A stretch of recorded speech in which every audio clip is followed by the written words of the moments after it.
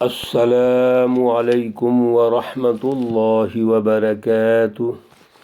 اعوذ باللہ من الشیطان الرجیم، بسم اللہ الرحمن الرحیم۔ وما ادراک ما العقبہ، فک رقبة أو إطعام في يوم ذي مسغبة يتيما ذا مقربة أو مسكينا ذا متربة۔ صدق الله العلي العظيم۔ اللهم صل على سيدنا ومولانا محمد النبي الأمي وعلى آله وأصحابه وبارك وسلم عليه۔ معزز سامعین و سامعات، پارہ نمبر 30 سورۃ البلد، آیات مقدسہ 12 تا 20 ہیں۔ اللہ رب العزت ان آیات کا فہم اور شعور عطا فرمائیں اور عمل کی توفیق اور صلاحیت عطا فرمائیں۔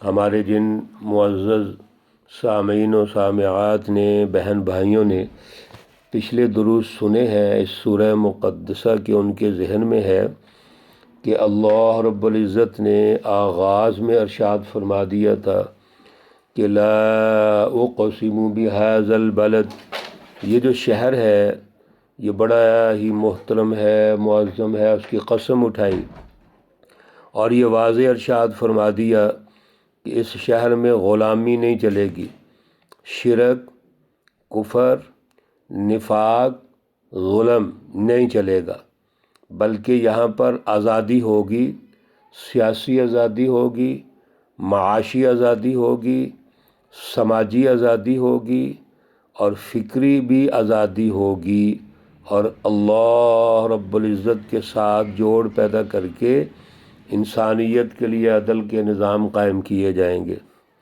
اور اگر یہ وقت کے ظالم رکاوٹ بنیں گے وَأَنْتَ حِلٌّ بِهَذَا الْبَلَدِ، تو پھر یاد رکھیے یہ شہر ہے تو امن کی جگہ، یہ ہے تو معزز اور محترم، لیکن رسول اللہ صلی اللہ علیہ وسلم کو ان کے مقابلے کے لیے آزادی ہوگی۔ اس لیے یاد رکھیے، شروع میں عرض کیا تھا، اس سورہ مقدسہ کا جو بنیادی موضوع ہے وہ رسول اللہ صلی اللہ علیہ وسلم کو مکہ مکرمہ میں اقتدار اور حکومت دینے کا وعدہ ہے، اور یہ جو سردار بڑے بڑے نظر آتے ہیں ان کو شکست کی دی جائے گی۔ چنانچہ آج کے درس میں اسی کا تسلسل ہے۔ اللہ رب العزت نے فرمایا وَمَا أَدْرَاكَ مَا الْعَقَبَةُ، یہ عقبہ کیا چیز ہے؟ خود اللہ ارشاد فرما رہے ہیں، خود ہی وضاحت فرما رہے ہیں کہ فَكُّ رَقَبَةٍ، یہ غلاموں کو چھڑانا ہے، آزادی ہے، گردن چھڑانا۔ فَكُّ رَقَبَةٍ، راقبہ گردن کو کہتے ہیں، یعنی غلامی سے آزادی، اور یہ ہے عدل کا سیاسی نظام۔ یعنی جو قوم غلام ہے اس کی تو حیثیت ہی کوئی نہیں ہوتی۔ بھائی غلامی تو ایک ہی ہستی کی چلے گی، وہ اللہ کی ہستی ہے۔ لا الہ الا اللہ کا یہی تو مطلب ہے کہ ہم اللہ کے غلام ہیں۔ اللہ ہمارے رب الناس ہیں، مالک الناس ہیں، الہ الناس ہیں، سب اللہ کے اختیار میں ہے۔ انسان تو بس آپس میں سب برابر ہیں، انسانیت دوستی ہونی چاہیے۔ تو سب سے پہلے تو سیاسی آزادی ہے، پھر آگے معاشی مینجمنٹ ہے۔ تین باتیں اللہ رب العزت ارشاد فرما رہے ہیں۔ او اطعام فی یوم ذی مسغبہ، یا کھانا کھلانا ہے بھوک کے دن، بھوکوں کو کھانا کھلانا ہے۔ یتیماً ذا مقربہ، اگر یتیم ہے اور یتیم بھی قریبی ہے، جو قرابت والے ہیں یعنی عزیز رشتہ دار ہیں، ان یتیموں کی کفالت اور اس کی مینجمنٹ ہے۔ او مسکینا ذا متربہ، یا مسکین ہے جد و جہد کرتے ہیں، معاشی وہ محنت بہت کرتے ہیں، لیکن پھر بھی ان کے ہاں محروم المعیشت ہیں۔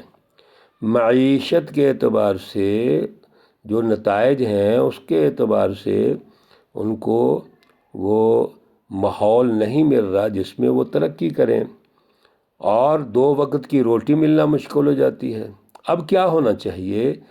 تو ایک ایسا معاشی نظام تشکیل دیں جس کے نتیجے میں ان کو کھانا ملے، یتیم کو اس کی کفالت ملے، اور مسکین جو ہے اس کو عزت کی روزی ملے اور وہ ترقی کرے۔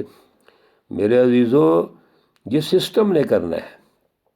سسٹم سیاسی نظام قائم کرے گا، غلامی سے آزادی، اور معاشی نظام قائم کرے گا جو محروم المعیشت ہے، مختلف قسم کے لوگ، ان کی کفالت کرنا، ان کے لیے نظام تشکیل دینا۔ بتائیں، اللہ رب العزت نے سیاسی اور معاشی مکمل نظام دے دیا۔ آج کے ہمارے بعض سکالرز جن کا مطالعہ محدود ہوتا ہے، جو کمپرومائز سسٹم سے کر کے زندگی گزارتے ہیں، وہ کہتے ہیں اسلام تو 5 چیزوں کا نام ہے، بنی الاسلام علی 5، اسلام کی بنیاد 5 چیزوں پر ہے۔ میرے عزیزو، سمجھو اس بات کو، اسلام کی بنیاد 5 چیزوں کا مطلب ہے یہ 5 چیزیں تربیت کی جگہ ہیں۔ سچی تعلیم اور تربیت کے لیے جو مراکز ہیں، جو راستے ہیں، وہ 5 چیزیں ہیں۔ لیکن ان راستوں سے تربیت حاصل کر کے کیا کرنا ہے؟ وہ ہے غلامی سے آزادی، سیاسی عدل کا نظام قائم کرنا ہے، اور معاشی عدل کا نظام قائم کرنا ہے۔ یہی میرے رسول اللہ صلی اللہ علیہ وسلم کو اللہ نے ٹاسک دیا ہے۔ اس لیے اللہ نے آگے ارشاد فرما دیا، اگلی آیت توجہ کیجیے، جو سیاسی اور معاشی آزادی دلاتے ہیں، مینجمنٹ کرتے ہیں، ترقی دیتے ہیں، اللہ کا نظام غالب کرتے ہیں، اس کی بالادستی کرتے ہیں، انسان دوستی کا نظام قائم کرتے ہیں، یہ مومنین ہیں۔ ثم کان من الذین آمنوا، پھر یہ ہے وہ مومن جو ایمان والے ہیں، سچی جماعت ہے۔ اب سچی جماعت جب تیار ہوگی تو مشکلات آئیں گی۔ سسٹم جو ظلم کا قائم ہے وہ ان کو چلنے نہیں دے گا۔ رسول اللہ صلی اللہ علیہ وسلم اور صحابہ کرام کے ساتھ مکی دور میں ایسے ہی ہوا۔ 13 سالہ مکی دور مشکلات کا دور ہے، مصائب و آلام کا دور ہے۔ اب کیا کرنا چاہیے سچی جماعت کو؟ وَتَوَاصَوْا بِالصَّبْرِ، ایک دوسرے کو صبر کی تلقین کرنی ہے، تحمل، بردباری، عدم تشدد۔ دشمن مقابلے میں وہ غالب ہے، تو تیاری کرتے رہیں اور اس طرح مزاحمت کریں کہ اپنی طاقت ضائع نہ ہو جائے، تو صبر کرو، تحمل۔ اور وَتَوَاصَوْا بِالْمَرْحَمَةِ، اور آپس میں رحم دلی سے پیش آنا ہے۔ ہمارا آپس میں ایک دوسرے کے ساتھ خیر خواہی کا جذبہ ہونا چاہیے۔ رُحَمَاءُ بَيْنَهُمْ، اللہ رب العزت نے ایک دوسری جگہ صحابہ اکرام کی یہ تعریف کی کہ وہ آپس میں ایک دوسرے کے لیے رحم دل ہیں، کوئی کسی کو تکلیف نہیں پہنچاتے۔ اور پھر رحم دلی دیکھیے، رسول اللہ صلی اللہ علیہ وسلم جب ہجرت کر کے مکہ سے مدینہ تشریف لاتے ہیں تو وہاں پر مواخات مدینہ ہوئی۔ آپ صلی اللہ علیہ وسلم نے مہاجرین اور انصار کو بھائی بھائی بنا دیا۔ یہ ہے رحماء بینہم۔ یہ لوگ کون ہیں؟ اولئک اصحاب المیمنہ، یہ لوگ ہیں میمنہ والے، یعنی بڑے نصیب والے، دائیں ہاتھ والے۔ اللہ کے عرش عظیم کی دائیں جانب ان کو جگہ دی جائے گی۔ یہ خوش نصیب لوگ ہیں۔ میرے عزیزو، یہ وہ لوگ ہیں جو صبر اور تحمل کر رہے ہیں، جو مشکلات کو برداشت کر رہے ہیں، ایک دوسرے کے لیے قربانیاں دے رہے ہیں۔ کس لیے؟ اللہ کی رضا کے لیے، رسول اللہ صلی اللہ علیہ وسلم کی اطاعت کر رہے ہیں۔ اور ایک دوسرا جو ان کے مقابلے میں گروپ ہے، جو ظالم مافیا ہے، جو مکۃ المکرمہ کے مشرکین، کفار اور ظالم، یہ سب مل کر اللہ رب العزت کی سچی جماعت کے مقابلے میں آ گئے ہیں۔ یہ کون ہے؟ والذین کفروا بآیاتنا، جنہوں نے ہماری آیتوں کا انکار کر دیا۔ اللہ نے سچی رہنمائی بھیجی، انہوں نے انکار کر دیا۔ پیارے رسول اللہ صلی اللہ علیہ وسلم کو بظاہر الصادق الامین کہتے ہیں، لیکن آپ کی رہنمائی کو نہیں مانتے، آپ کی دعوت کو نہیں مانتے، ویسے تعریفیں کرتے ہیں۔ یہ کون لوگ ہیں؟ ہم اصحاب المشأمہ، یہ بائیں ہاتھ والے ہیں، یہ اللہ کے عرش کے بائیں طرف کھڑے ہوں گے۔ یہ بد نصیب ہیں، منحوس ہیں، ان کو جو اعمال نامہ دیا جائے گا بائیں ہاتھ میں دیا جائے گا۔ اس کی تفصیلات پیچھے بھی آپ پڑھ چکے ہیں۔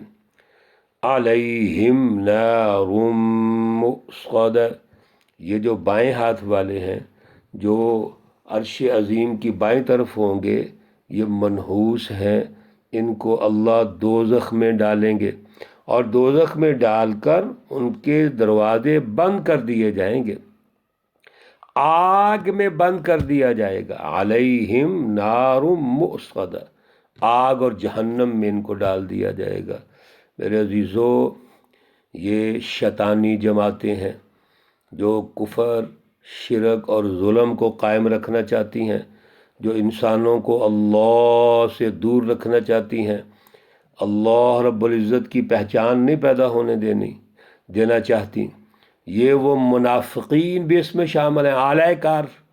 منافق کس کو کہتے ہیں؟ اعلی کار کو کہتے ہیں۔